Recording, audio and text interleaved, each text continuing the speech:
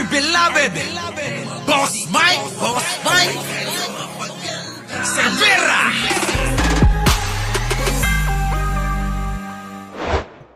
Patayin mo si BBM, si Lisa Araneta, at si Martin Romualdez. No joke. Dapat, pag public official ka, you serve the public. To the service of the nation. You don't serve your personal interest. The Constitution says a public official can be impeached for treason, bribery, graft and corruption, gross violation of the Constitution. Baliw itong taong to. Tinitrete ng presidente, ang first lady, ang speaker of the house. You're the highest elected lawyer. You know what a threat is. Pag pinatay ako, patayin mo si BBM. No joke. Kita nyo, buday na buday, ano, mga kababayan. No? Sa mga hindi, bakit ba natin tinawag na buday ito? Eh kasi mga kababayan, kapag lalaki, budoy. Sa babae, buday. Diba? So, yan po siya, mga kababayan, si Buday. Mahilig sa puday. Walang yan, mga kababayan. Ito, Ito, pag napatunayan na totoo, yung mga video na lumalabas sa social media, na merong pinakasalang kapwa babae siya. Mga kababayan, saan kayo nakakita ng vice presidente? Immoral ang matatawag niyong dapat tularan? Mga kababayan, tayo ay mga Kristiyano. Ewan ko kung papayag ang ibang mga sekta dyan na etong si Buday, may asawa, nag-asawa pa ng kapwa babae. Grabe, no, mga kababayan, babae, nag-asawa ng kapwa babae. Walang niya. Kakaiba. Oo. Kaya nga, mga kababayan, Pompiang, tumaya na kayo sa wedding. Kung meron pa, kasi wala na hong mga naririnig ako rito sa labas ng bahay. Nung panahon ni Digong, marami, mga kababayan, maya't maya may sumisigaw. 11, 12, Pompiang 26. Baliktaran! Butik na yung mga balat na mga... Di po ba? Nung panahon ni Digong, mga kababayan, marami yan. Tuloy natin, Ang claim niya, that was a conditional threat. Pero sa presinto na siya magpaliwanag. She may not like my answer. She may not like how I answer. But I am answering. May mga bank accounts na supposedly nakapangalan sa kanilang mag-ama, sa kanyang asawa. Pero kung napakalaki at hindi nyo mapapaliwanag kung paano kayo nakakuha ng ganong kalaking pera, ganong kadaming ari-arian, pwedeng maging batayan yun para sa impeachment. Ikaw, subukan mo. Kumasa sa 120 million in 11 days. Tapos yung mga safe houses ay sobrang mahal. Talo pa yung mga pinaka first class na mga hotel. Kaya medyo makakatay siya dyan. Lalo na may paper trail yan eh. Do you know Mary Grace Piatos? Hindi ko po siya kilala, ma'am. Mary Grace Piatos. Mas recent na lumabas na balita, meron chill joke, no? May mga kapangalan ng mga senador, di ba? Clarice Contiveros, mga ganyan. Kung hindi pala totoong tao yung sinasabi niyang tumanggap, saan napunta ang pera? Imagine myself cutting his head. Ang kwento kasi ng isang dating miyembro ng DDS, si Sara Duterte, ay parang tila ba prinsesa nitong DDS. Ang Davao Death Squad. Total number of House members. Teka, nabanggit yung prinsesa, mga kababayan. May papakita at may papalabas ako mamaya. Prinsesa daw eh. Tandaan nyo prinsesa daw Prinsesa! Tuloy.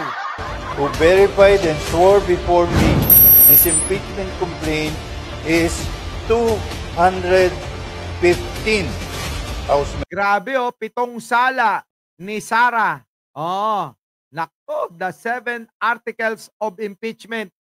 Nako, mga kababayan, ang dami.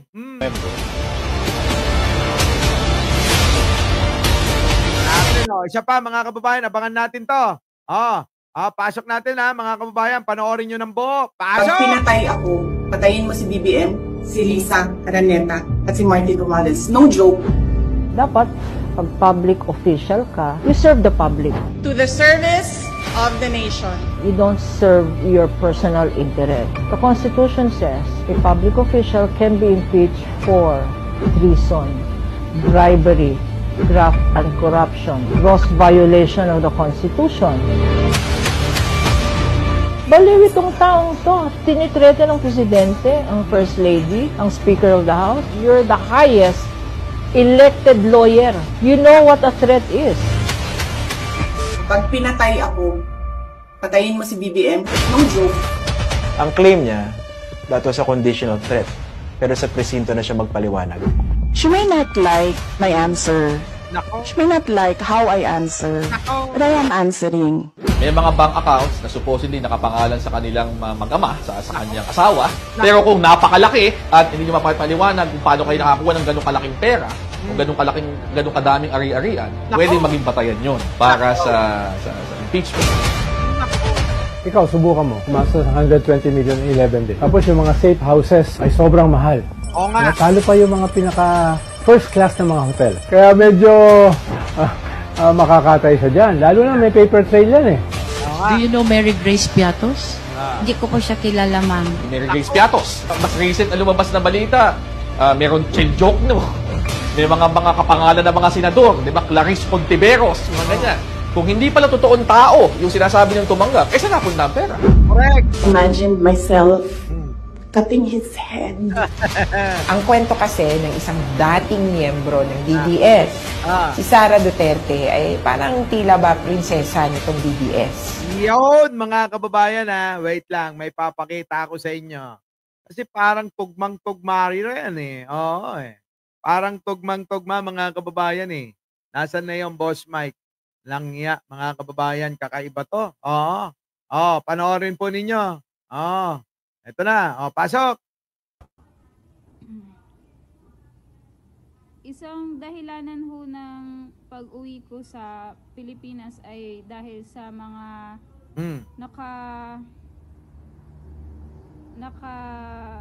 base sa aming mga portal or yung aming system na Inday Sara Duterte, yung inasawa ko noon is gonna be tested or...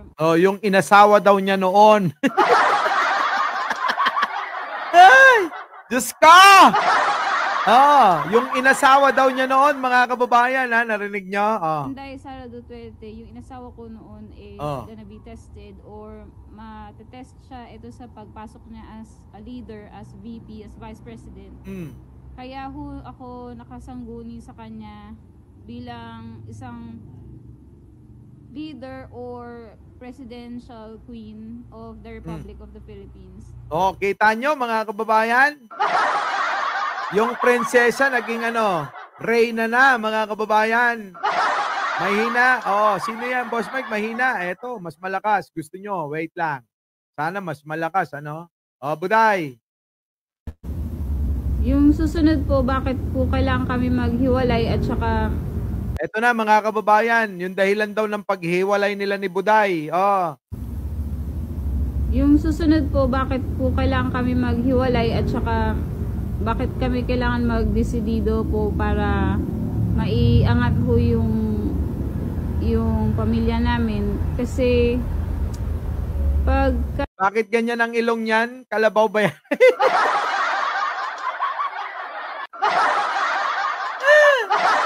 Langya ka. Hoy. You're not me. Langya ka. Uso ho yan. Uso ho yan sa Western, Sa Western, karamihan may mga hikaw yung mga ilong. Siguro ganyan yung mga trip ni Buday. Kita nyo naman si Buday gangster. So kailangan mga kababayan, alam nyo, pagka ganyan, yan yung mga trip nila. Trip nila yung mga ganyang itsura. Kung inyong tititigan, di ba, kamukha ni Sulaika? So, mga kababayan, alam nyo na kung anong bangas ng mga muka ang mga trip ni Buday. So ngayon, kung gusto nyo, baka naman may kamukha kayo rito, kay Sulaika, at saka dito, sa nagpapakilalang inasawa daw niya, si Buday, pumila na kayo! Di ba? Yung bang mga yung bang mga kamukha, ganyang mga bangas ang mukha ang trip ni Buday eh. Ha? Sigurado mga kababayan, hindi naman papakasalan ni Buday yan kung hindi niya trip na trip talaga. Kita nyo, pinakasalan pa. Ibig sabihin, mga kababayan, talaga naman. Oo. Grabe siguro, no? Grabing mga kaligayahan ang naibibigay niya. Ano kaya yon? Paano kaya yon, ha? Bahala na kayo mag-isip, ano? Tuloy! Pagkakasal ho namin, kailangan ko bumalik ho sa serbisyo dahil iba ho talaga ang mga prerequisite at saka yung mga iba mag-training ang ibang bansa ho kasi. Kaya delikado ho magsalita about that matter. Pero yung kay Inday po, bakit si Inday ang pinili ko? Ba't ba nga ba si Inday? Bakit mo nga ba pinili si Inday? Sabihin mo na lang na ano. Oo. Sige, mahaba di lang. Sige, tuloy. Si Inday ho kasi masipag ho siya, tsaka simplihan lang ho siya na babae. Totoong bait noon. So, wala. Masaya lang ho siya na ganun. Saka masinop ho siya sa mga bagay-bagay. Masinop. Sa sobrang sinop, sa 11 days, nasinop yung, nasinop yung 125 million eh. May sisinop pa ba ron, mga kababayan? Sabi nung dating asawa daw niya, mga kababayan, na pinakasalan, aring babae, abay masinop daw si Sarah. May sisinop pa ba ron? Sa loob ng 11 araw, nasinop niya yung 125 million? Abay, kakaiba yun, mga kababayan, di ba? Tuloy! Kaya, kung ano yung mga nangyari sa kanya sa Kongreso lately. Kaya ho ako napauwi dahil alam ko ho na meron siyang medyo pagsubok na padating. At saka, sumaktuhan po na... Ang sweet nun Hoy, Buday! Ang sweet naman nito. Kahit na wala na kayo, inaalala ka pa rin, Grabe, no? Ay, sana all. Mapapasana all na lang kayo. Bakit? Kahit wala na sila, iniintindi pa. Woo! Tuloy! Namatay na ho yung queen na nagsusuporta ho sa akon. Kaya, may queen daw na sumusuporta sa kanya. Tuloy! Ayun po. Ano? Okay na ako na magpakita ulit o bumalik. At saka yung mga dati hong nanirahan dito ng mga inalagaan ho nung lady ni Queen Anne, nasa abroad na ho. Kaya... Sino naman yung Queen Anne? Ibang klase. Mga kababayan, hindi pa sinasagot ni Buday ito. Alam nyo mga kababayan? Oo, sabi ko nga, ang tanungin natin si Buday. Di ba, Narciso Alvarez, I miss you too. Di ba? Mga kababayan, tanungin nyo si Buday. Ano ang katotohanan sa mga sinasabi netong iyong pinakasalan daw? Meron ba talagang kayo? Nangyari ba ito? Kilala mo ba ito? Ano ba? Ilang beses ba kayong nag-ano? Paano? Grabe. Sige, tuloy. Dito ako dinestino at saka pinag-train ho na matuto mabuhay ng maayon. Pero kung aalis pa ho ba ako ulit? Kung aalis ka ba ulit, ano? Huwag kang umalis. Ipaglaban mo ang iyong karapatan sa iyong asawa. Tama, di ba? Huwag kang umalis. Ipaglaban mo ang iyong karapatan sa iyong asawa. Makibahagi ka sa mga ninakaw niya. Sandamakmak daw na kwarta yung mga pumasok sa bank account niya. Kaya kung ako sa iyo, ipaglaban mo ang iyong karapatan bilang asawa. grabe. Bahala kayo dyan, mga kababayan, ha? Wala eh. Oo, live na live tayo, Mary Ann Perillo. Balikan mo na lang. Oo, ha? Oo, ako, napapagod na akong kakasagot ba kung live o hindi, ano? Oo, tignan nyo na lang. Kapag hindi nyo pa napapanood, ibig sabihin, live yun. Kapag napanood nyo na, ibig sabihin, replay yun. Ano? Ha? Sabi ni Pachuchay, kapag may katwiran, ipaglaban mo. Di ba no? Abay, may karapatan eh, kasal eh. Kasal sila, mga kababayan eh. Hindi tignan nyo yung bintana, mga kababayan, jealousy. Di ba? Jealousy, mga kababayan. Kaya nga, sana ipinakita niya ang marriage certificate nila ni Sarah. Kaya nga, tayo na lang maghanap niyan, So mga kababayan, sana'y nag-enjoy kayo at sana'y nakapag-like na ho lahat bago tayo mag-iwahiwalay. Sa mga hindi pa nakapag-subscribe, huwag nyo na hong ipagkakait yan. Sa mga hindi pa nakakapag-share, bahala kayo. So mga kababayan, hanggang dito na lang po ang ating pinatuntunang pinamagatang kapag may katwiran, ipaglaban mo. Ay, grabe, si Buday. Sa totoo lang, isa si Buday sa nakakapagpasaya sa atin ngayon. Di ba ba? Muli, mga kababayan, ako po ang inyong lingkod, Mike Cervera po. Lagi nagsasabing, mahalin natin ang ating kapwa, pagdasal po natin lagi ang ating bansa. Magandang umaga, magandang hapon at magandang gabi. Sa mandako ng mundo, naroon kayo, syempre, magandang buhay na rin para sa ating lahat. Maraming salamat po. Our beloved Boss Mike,